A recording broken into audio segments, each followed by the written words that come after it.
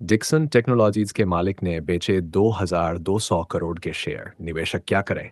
Dixon technologies के promoter Sunil वाचानी ने 23 जून 2025 को 16,70,000 शेयर 2.77% हिस्सा 2,200 करोड़ में बेच दिए। शेयर की औसत कीमत 13,301.47 रुपये। इससे उनकी हिस्सेदारी 5.34% से घटकर 2.57% हो गई। मोतीलाल ओसवाल म्यूचुअल फंड ने 14,46,000 शेयर 1,924 करोड़ रुपए में खरीदे। शेयर की कीमत में 1% तक की गिरावट आई।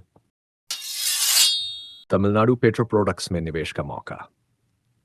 निरमा और भारत सरकार की बिक्री का बड़ा ऐलान। तमिलनाडु पेट्रो प्रोडक्ट्स लिमिटेड में निरमा लिमिटेड और भारत सरकार अपनी 26.92% हिस्सेदारी बेचने जा रही है। ये बिक्री एफर्ट फॉर सेल ओएफएस के जरिए होगी, खास जिसमें 25 और 26 जून 2025 को शेयर बेचे जाएंगे। प्रति शेयर कीमत 92 रुपये रखी गई है। कुल 2,42,00,000 शेयर बिक्री के लिए उपलब्ध होंगे। इससे कंपनी में निवेशकों के लिए नया अवसर खुल सकता है। बेन कैपिटल की मनप्पुरम फाइनेंस में बड़ी हिस्सेदारी निवेशकों के लिए क्या बदलेगा?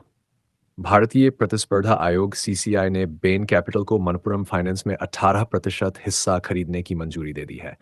यह सौदा 4,385 करोड़ रुपए में होगा, जिसमें बेन कैपिटल 236 रुपये प्रति शेयर के हिसाब से शेयर और वारंट खरीदेगा। इसके साथ ही 26% अतिरिक्त हिस्सेदारी के लिए ओपन ऑफर भी लाया जाएगा। मनप्पुरम के मौजूदा प्रमोटर 28.9% हिस्सा रखेंगे। ये निवेश कंपनी को और मजबूत करेगा, जिससे निवेशकों को बेहतर प्रबंधन और विकास की उम्मीद है। साउथ कोरिया के फैसले से भारत को 40,000 करोड़ का फायदा। एमएससीआई की आज बड़ी बैठक। एमएससीआई की आज होने वाली बैठक में साउथ कोरिया को विकसित बाजार में शामिल करने का फैसला होगा। अगर साउथ कोरिया को यह दर्जा मिला तो भारत के उभरते बाजार के सूचकांक में वजन बढ़ेगा। इससे भारत में 4-5 अरब डॉलर, लगभग 40,000 करोड़ रुपए का निवेश आ सकता है।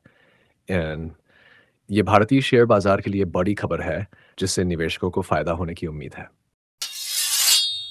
टाइमेक्स इंडिया के प्रमोटर बेच रहे हैं 15% हिस्सा। जानिए क्या है नया अपडेट। टाइमेक्स ग्रुप इंडिया के promoter Timex group luxury watches बीवी नीदरलैंड्स 25 और 26 जून 2025 को ऑफर फॉर सेल OFS के जरिए कंपनी में अपनी 15% हिस्सेदारी बेचने जा रहे हैं। इसकी कीमत 1 से 132 करोड़ रुपये आंकी गई है।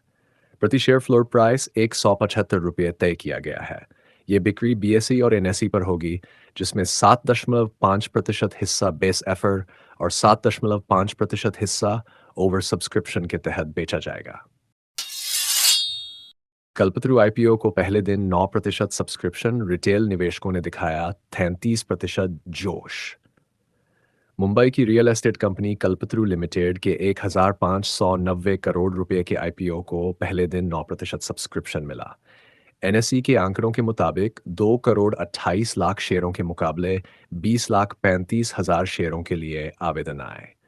रिटेल निवेशकों ने 33% हिस्सा भरा, जबकि गैर संस्थागत निवेशकों का हिस्सा 10% रहा। कंपनी ने 708 करोड़ रुपए एंकर निवेशकों से जुटाए। आईपीओ की कीमत 387 से 414 रुपये प्रति शेयर है और ये 26 जून को बंद होगा। कंपनी इस पैसे से कर्ज चुकाने और सामान्य कॉरपोरेट ज़रूरतों के लिए इस्तेमाल करेगी। शेयर 1 जुलाई को बीएसई और एनएसई पर लिस्ट होंगे।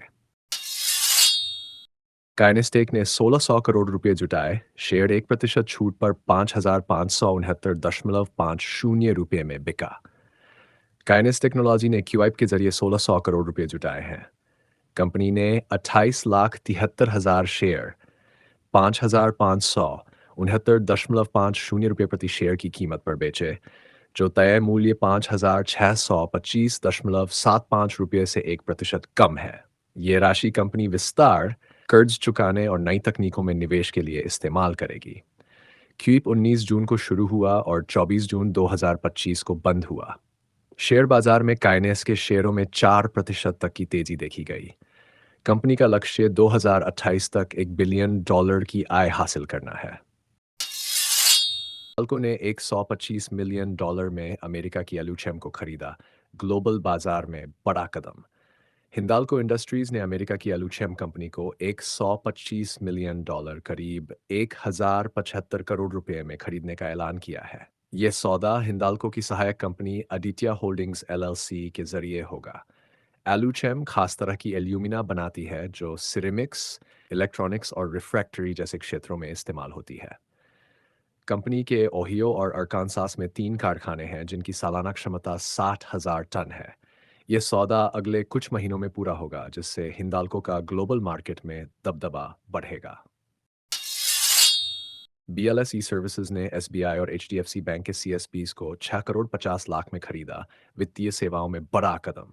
बीएलएस ई सर्विसेज की सहायक company zero mass Pvt limited ने एसबीआई और एचडीएफसी बैंक के कस्टमर सर्विस पॉइंट्स को 6 करोड़ 50 लाख रुपए में खरीदने का सौदा किया है। इस सौदे में करीब 1,400 एसबीआई और 80 एचडीएफसी सीएसपी शामिल हैं, जो हर साल 4.75 मिलियन ग्राहकों को सेवा देते हैं। ये कदम बीएलएस को ग्रामीण और अर्धशहरी इलाकों में बैंकिंग सेवाओं को बढ़ाने में मदद करेगा। सौदा बैंकों की मंजूरी और अन्य शर्तों पर निर्भर है। अब बीएलएस के शेयरों में 4.98% की तेजी देखी गई।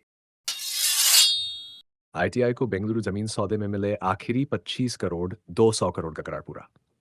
आईटीआई लिमिटेड को बेंगलुरु के इलेक्ट्रॉनिक सिटी में 22.258 एकड़ जमीन के सौदे के लिए सीडॉट से आखिरी 25 करोड़ रुपए मिल गए हैं। इस 200 करोड़ के सौदे के साथ दोनों सरकारी कंपनियों के बीच लंबे समय से चला आ रहा जमीन विवाद खत्म हो गया। ये भुगतान एएमआरसीडी की संशोधित शर्तों के तहत हुआ। आईटीआई के शेयरों में 1.76% की बढ़त देखी गई।